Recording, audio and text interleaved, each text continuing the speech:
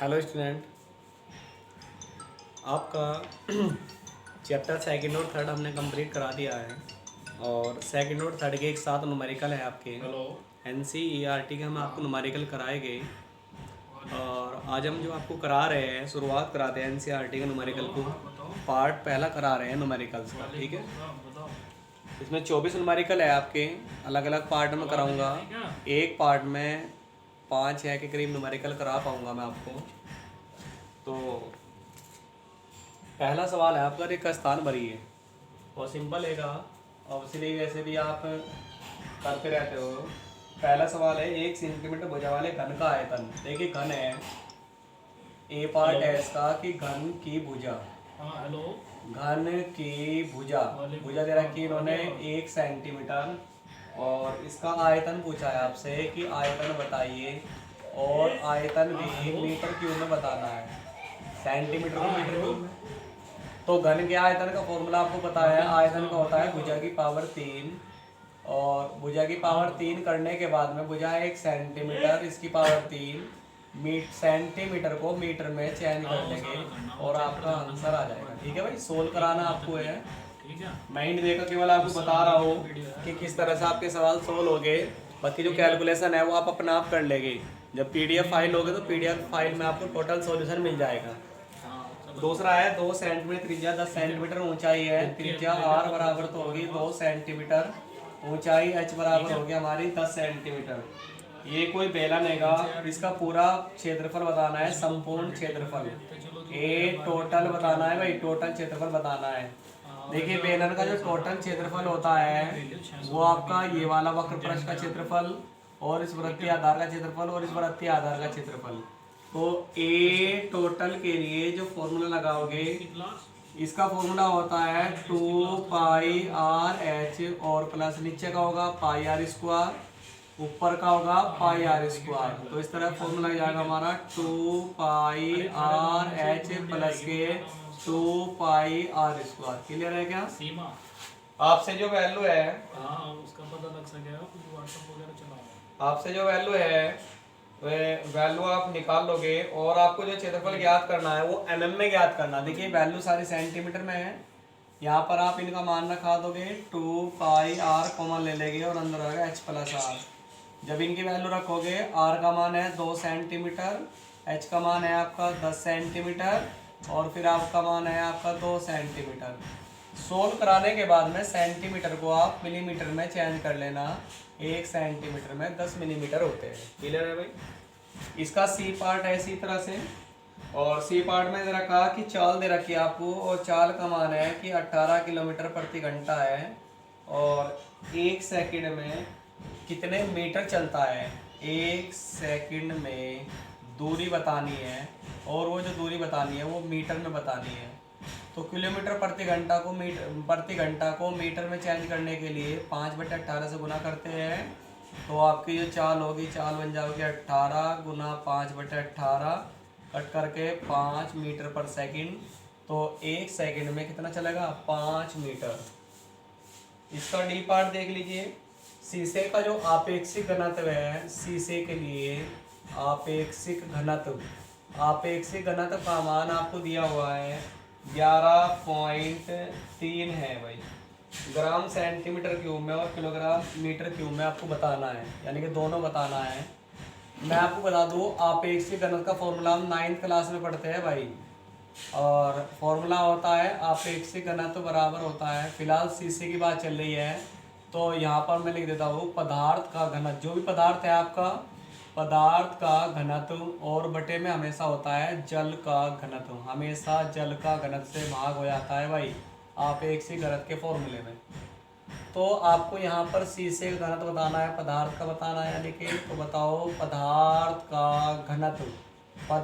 का घनत्व बराबर हो जाएगा आपेक्षिक घनत्व और गुना में क्या होगा बताओ, जल का घनत्व। अब दोनों वैल्यू आपको लेनी है, 1 सेंटीमीटर क्यूब में भी, ग्राम में भी लेनी है और किलोग्राम में भी लेनी है। आपेक्षिक घनत्व का मान 11.3। जल का घनत्व अगर ग्राम में लोगे तो 1 ग्राम पर सेंटीमीटर क्यूब होता है। और अगर आप उसमें लोगे तो 10 की पावर 3 किलोग्राम प्रति मीटर क्यूब होता है। एक बार इसकी गुना इसमें करा दोगे और एक बार गुना इसमें करा दोगे तो दोनों आंसर आपके आ जाएंगे। क्लियर है भाई।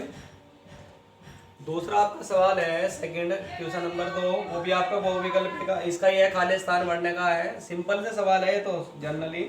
पहला सवाल है कि 1 किलोग्राम मीटर स्क्वायर प्रति सेकंड स्क्वायर, इसे आपको चेंज करना है, वैल्यू बतानी है और इसे ग्राम में लाना है, सेंटीमीटर में लाना है और सेकंड स्क्वायर में लाना है।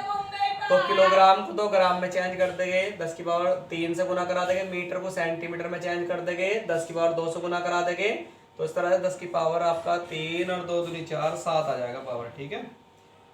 नेक्स्ट जो आपका क्वेश्चन है भाई ये है कि 1 मीटर बराबर कितने प्रकाश वर्ष के है। बी पार्ट है कि 1 मीटर बराबर है कितने प्रकाश वर्ष। तो आपको याद होना चाहिए, आपको प्रकाश वर्ष की डेफिनेशन पढ़ाई थी। बताओ 1 प्रकाश वर्ष कितने के बराबर होता है भाई।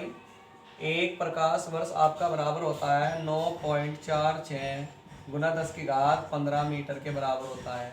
आपको 1 मीटर निकालना है तो 1 मीटर बराबर होगा 1/9.46 गुना 10 की घात 15 इतने प्रकाश वर्ष। LY लिख दे, लाइट ईयर, सोल्व करा लेंगे आंसर आ जाएगा। इसी का आपका सी पार्ट है भाई 3 मीटर प्रति सेकंड स्क्वायर को किलोमीटर प्रति घंटा में चेंज करना है, 18/5 से गुना करा देंगे। फिर उससे अगला सवाल है आपका डी पार्ट में क्या करा, जी का मान है दे रखा आपको 6.67 10 की घात -11 न्यूटन मीटर स्क्वायर प्रति किलोग्राम स्क्वायर दे रहा है। ठीक है। आपको क्या करना है, न्यूटन से मतलब क्या होता है बताओ, किलोग्राम मीटर प्रति सेकंड स्क्वायर होता है क्या भाई। तो यहाँ पर करना क्या है, किलोग्राम को ग्राम में ले जाना है भाई, मीटर को सेंटीमीटर में ले जाना है भाई। तो इस तरह से चेंज कर लेंगे तो जी का नया मान आ जाएगा सीजीएस प्रणाली में। पॉइंट क्लियर होगा। अगला सवाल है आपका तीसरा क्वेश्चन है आपका वो विभव विश्लेषण का है। क्या रहा है कि 1 कैलोरी जो है वो 4.2 जूल के बराबर है। 1 कैलोरी बराबर है 4.2 जूल। ठीक है। जूल से मतलब क्या होता है वो भी लिख लीजिए। जूल का मतलब होता है किलोग्राम मीटर स्क्वायर प्रति सेकंड स्क्वायर। क्लियर है भाई। अब क्या रहा है कि कोई ऐसा मान लेते हैं हम अपनी तरफ से कि द्रव्यमान का जो मात्रक है, द्रव्यमान के लिए जो मात्रक लिया नई पद्धति में, दूसरी पद्धति बना दी, द्रव्यमान का जो मात्रक लिया वो तो ले लिया अल्फा किलोग्राम, लंबाई का जो मात्रक लिया वो ले लिया बीटा किलोग्राम, बीटा मीटर, और समय का जो मात्रक लिया समय का वो ले लिया गामा सेकंड। तो हमें प्रूफ करना है या कि दिखाना है कि 1 कैलोरी जो होगी वैल्यू वो बराबर आएगी 4.2 अल्फा की पावर -1 बीटा की पावर -2 और गामा की पावर 2। ये हमें प्रूफ करके दिखाना है। तो ठीक है। देखिए इसे सोल्व करने के लिए हम विमाओं का पहले वाला जो उपयोग होता है उसका मैं यूज करूंगा, क्योंकि यहाँ 2 पत्तियों की बात चल रही है तो 2 पत्तियों के लिए हमेशा उसका यूज करते हैं फॉर्मूले का, जो विमाओं का पहला अनुप्रयोग होता है। मैंने आपको जब समझाया था तब ये बात बताई थी। सॉल्यूशन में आप इस तरह से इसे करोगे कि सबसे पहले उसकी विमा लिख लेंगे जिसकी बात चल रही है, उष्मा की बात चल रही है। उष्मा या ऊर्जा बात एक ही होती है। तो उष्मा की जो विमा होती है वो आपको याद करने के लिए कहा था मैंने, ऊर्जा की mL² T-2। ठीक है। हमने मान लिया कि पहली पद्धति में जो m1 है द्रव्यमान है m1, लंबाई l1 और समय कितना मान लिया t1। इसी तरह दूसरी पद्धति में जो द्रव्यमान है उसे मान लिया m2, लंबाई को मान लिया l2 और समय को कितना मान लिया बताओ t2 मान लिया भाई। बताओ पहली पद्धति में द्रव्यमान कितना है, किलोग्राम नहीं है क्या भाई, और लंबाई कितनी है मीटर, और समय कितना है बताओ सेकंड, और दूसरी पद्धति में कितना है बताओ अल्फा किलोग्राम, बीटा मीटर और समय का है गामा सेकंड। आ गया। अब इसके बाद में होने के बाद में आप क्या करते हैं, फॉर्मूला यूज करते हैं। थोड़ा शॉर्ट में करा रहा हूँ मैं इसे। N2 बराबर N1 इंटू में U1/U2। इसके बाद मैंने आपसे बताया था N1 का मान तो पहली पत्ती में जो वैल्यू होती है, और पहली पत्ती में N1 का मान बताओ कितना है 4.2। ठीक है। और U1 की जगह विमा लिख देंगे। विमा है हमारी mL² T⁻⁻2। U2 की जगह भी हम विमा लिख देंगे। विमा है mL² T⁻⁻2।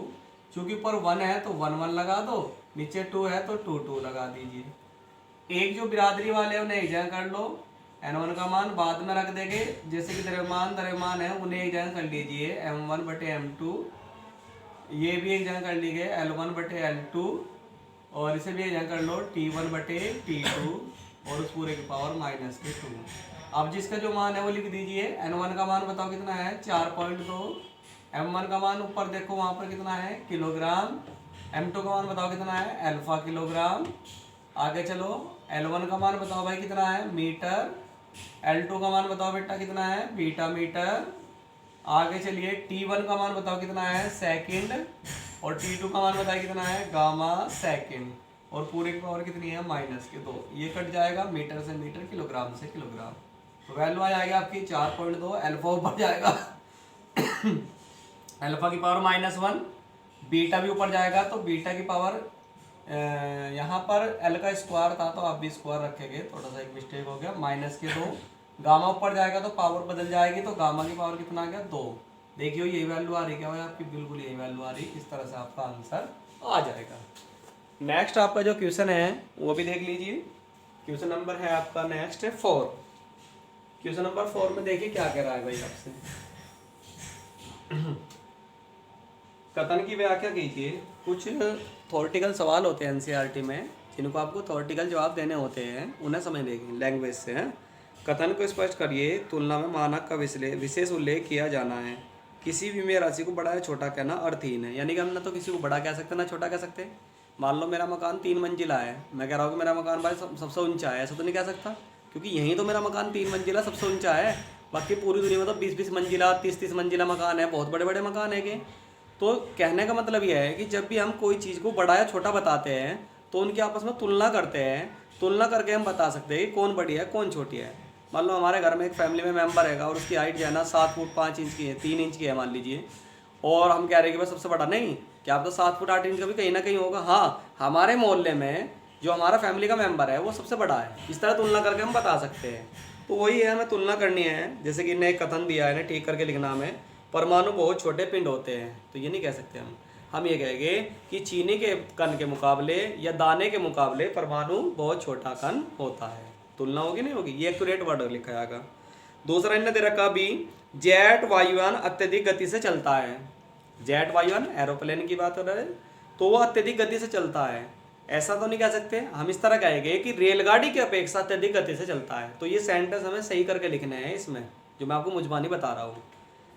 तीसरा है, बृहस्पति का द्रव्यमान बहुत ही अधिक होता है। बृहस्पति का द्रव्यमान पता नहीं आकाश में कितने पिंड है जिनका द्रव्यमान बहुत ज्यादा है। हम ये कहेंगे कि बृहस्पति का द्रव्यमान पृथ्वी की अपेक्षा बहुत अधिक है, पृथ्वी से बहुत ज्यादा है, बिल्कुल सही है।